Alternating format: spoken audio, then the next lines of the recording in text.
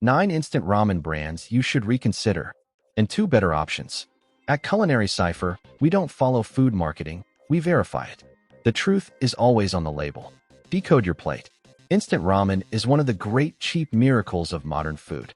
3 minutes, a few cents, hot dinner. Nobody's coming to take that away from you. But that little seasoning packet and that block of noodles are hiding some numbers and ingredients most people never look at. And once you see them, you'll at least want to reconsider a few of the brands in your cupboard. Here's what we're actually checking for. 3 things. 1. Sodium. Instant ramen is famous for it, and a single packet can carry well over half a day's recommended sodium, sometimes nearly all of it, mostly in that flavor dust. 2. The additives. MSG, TBHQ, a preservative used to keep the fried noodle block shelf stable, and palm oil, which is what most of these noodles are flash fried in. 3. How the noodles are made. Fried versus baked or air-dried, because frying is where a lot of the fat and the preservative come in. So tonight, let's quickly investigate these 9 instant ramen packages together, and then I'll give you 2 options that fix most of the problems without killing the convenience. None of this is about fear. It's about reading the package you eat 3 times a week. Let's start the label decode. Number 1. Maruchan ramen packets. The student survival food. Reconsider the sodium first. A single block plus seasoning often lands near or past an entire day's sodium if you drink the broth. The noodles are fried, and the seasoning leans heavily on salt and flavor enhancers. Cheap and tasty, but check that number on the back. Number 2. Maruchan instant lunch and cup noodle style cups.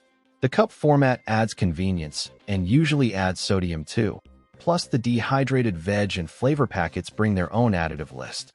Pour the cup out into a bowl sometime and actually read the sleeve. It's eye-opening. Number 3. Nissin cup noodles. An icon and still fried noodle, high sodium, palm oil territory with a long seasoning ingredient list. The shrimp and chicken bits are mostly flavor and texture engineering. Reconsider how often the broth gets fully consumed, because that's where most of the salt lives.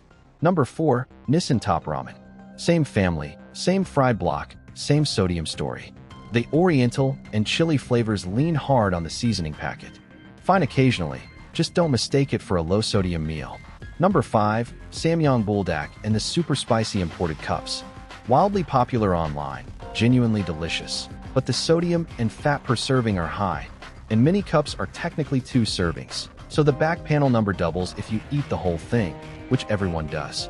Reconsider the serving math specifically. Number 6. Shin Ramyun and similar premium Korean blocks. A step up in flavor depth, but still fried noodles and a sodium-forward seasoning sachet. Better tasting doesn't automatically mean better numbers. Flip it and verify the salt. Number 7. Indomie mee goreng and the fried-style packets.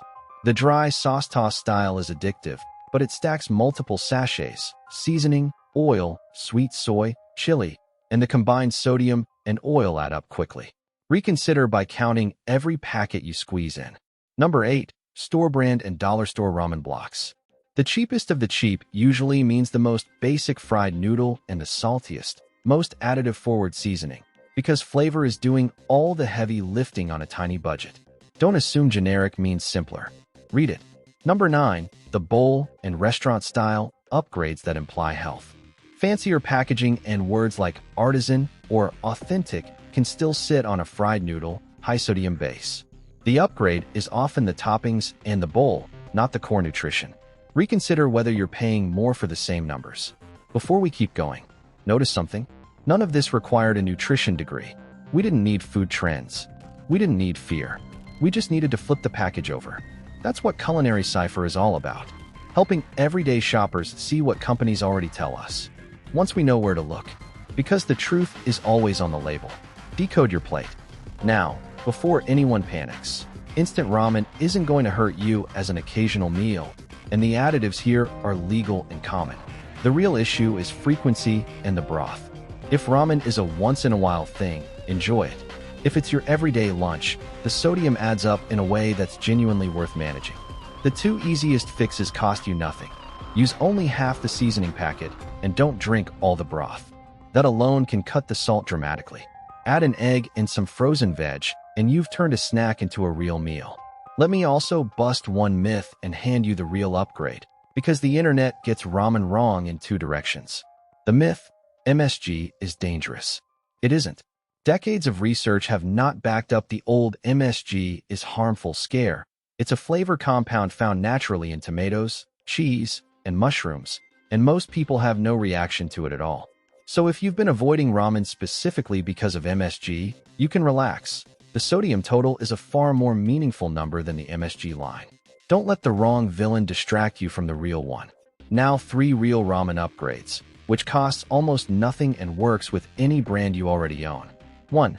Use half the seasoning packet, or less. The flavor is concentrated enough that half still tastes great, and it can cut the sodium dramatically in a single step. 2.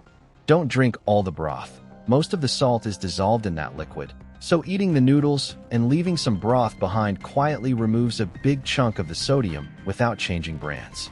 3. Build it into a meal. Crack an egg into the hot broth, throw in a handful of frozen vegetables, add a little leftover protein, and you've turned a salty snack into something genuinely balanced.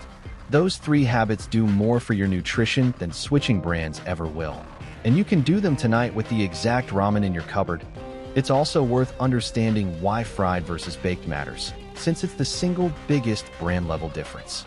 Most instant blocks are flash-fried in palm oil to dry them fast, which is where a lot of the fat and the TBHQ preservative that keeps that oil from going rancid comes from. Baked and air-dried noodles skip that step, so they tend to carry less fat and a shorter preservative list automatically. Same noodle shape, same 3-minute cook, different starting point. But if you want brands that fix the base itself, here are 2 better options. First, baked or air-dried noodle brands like Koyo, Lotus Foods Rice Ramen, or Dr. McDougall's. The key upgrade is that the noodles aren't deep-fried in palm oil, which cuts the fat and usually drops the preservative load. Many use organic or whole-grain noodles and lighter, cleaner seasoning. Lotus Foods in particular uses rice noodles with short ingredient lists. Same 3-minute convenience, much shorter back panel. Second, lower sodium and clean broth lines, plus the simple move of buying plain noodle blocks and seasoning them yourself. Brands like Ocean's Halo and some organic miso or vegetable ramen cups deliberately cut sodium and skip the artificial enhancers. Or buy plain dried ramen noodles and add your own low-sodium broth, miso, soy, and aromatics. You control every gram of salt, and it still takes about 5 minutes. It's the cheapest, premium ramen you'll ever make. Here's the rule to remember the next time you're standing in the ramen aisle. Flip the package. Check the serving size. Check the sodium. See whether the noodles are fried or air-dried. Then decide whether you're buying it because you want it, or because the front of the package made the decision for you. There are no perfect foods, only informed choices. And that's exactly what we're here to help you make. At Culinary Cipher, we don't just read labels, we decode them. The truth is always on the label. Decode your plate. Now grab the ramen sitting in your pantry and tell me one thing in the comments. How much sodium is actually in it? I'm curious how many of us have been eating a full day's worth in one bowl, and how many already knew exactly what they were getting. Let me know in the comments.